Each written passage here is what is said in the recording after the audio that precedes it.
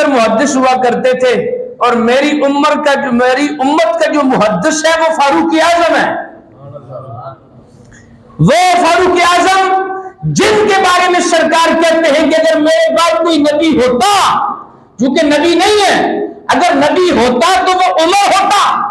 وہ فاروق اعظم جن کے اسلام لانے کی وجہ سے اللہ نے اسلام کو غلبہ عطا فرمایا، وہ فاروق اعظم اگر چاہے تو ایک رکے کے ذریعے دریائے نیل کو جاری کروا سکتا ہے. وہ فاروق اعظم اگر چاہے تو ایک کوڑا زمین پر لگا کر زمین کو ساکن کر سکتا ہے.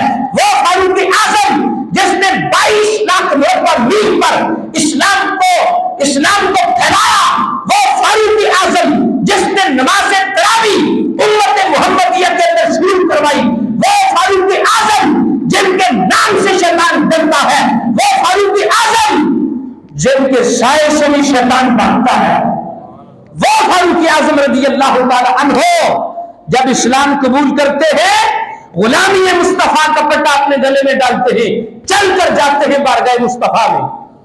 بس ایک سوال ہوتا ہے اور کچھ نہیں. سوال صرف یہ ہے، حضور بتائیے کیا ہم حق پر ہیں یا نہیں؟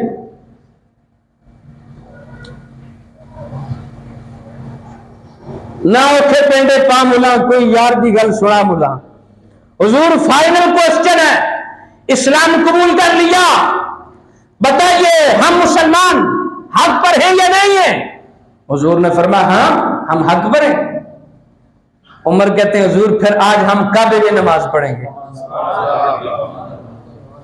کعبہ میں نماز آج ادا ہو کے رہے گی. خطاب کے بیٹے کی آمد کا یہ اثر ہے، دیدار کے قابل تو کہاں میری نظر ہے.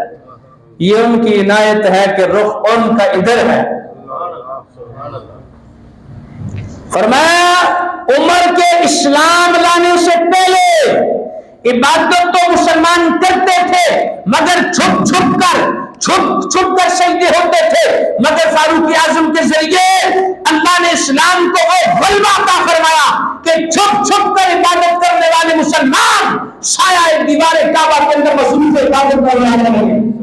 فاروق اعظم رضی اللہ تعالیٰ عنہ نے کہا میرے اسلام لانے سے یہ چھپ کر کیوں عبادت ہو، پڑھیں گے آج کعبے میں وہ روکے جس کی طاقت ہو، اڑا دوں گا میں سر اس کا کفر کا جو نواب آیا.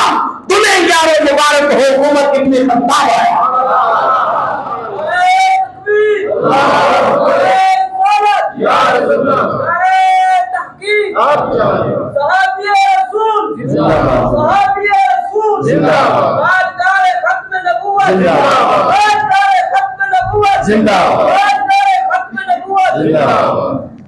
حضرت فاروق اعظم نے جب اسلام قبول کیا، غلامی مصطفیٰ کا پٹا اپنے گلے میں ڈالا، جبریل حضور کی بارگاہ میں آ گئے.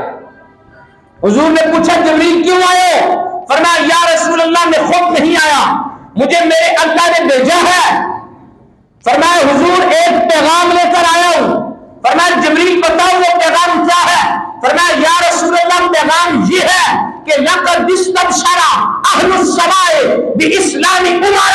یا رسول اللہ آج آپ کے غلام فاروق اعظم نے آپ کا کلمہ پڑھا ہے، آپ کی غلامی کا دم بھرا ہے، آپ کے عشق کا پٹا اپنے گلے میں ڈالا ہے.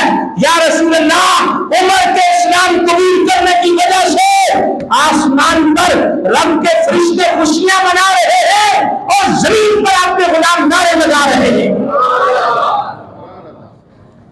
یہ فاروق اعظم رضی اللہ تعالیٰ عنہ کی شان ہے. مگر خشیت الہی کا یہ حال ہے کہ زمین سے ٹنکا اٹھا کر کہتے ہیں کاش یہ عمر نہ ہوتا، کاش یہ عمر کوئی قابل ذکر چیز نہ ہوتا، کاش اس عمر کی ماں نے اس کو جنا نہ ہوتا. خشیت الہی میں اتنا روتے تھے کہ آنسوں کی وجہ سے آپ کے چہرے کے اوپر 2 سیاہ نشان پڑ چکے تھے، آنسوں کی چل کے اتنا روتے تھے.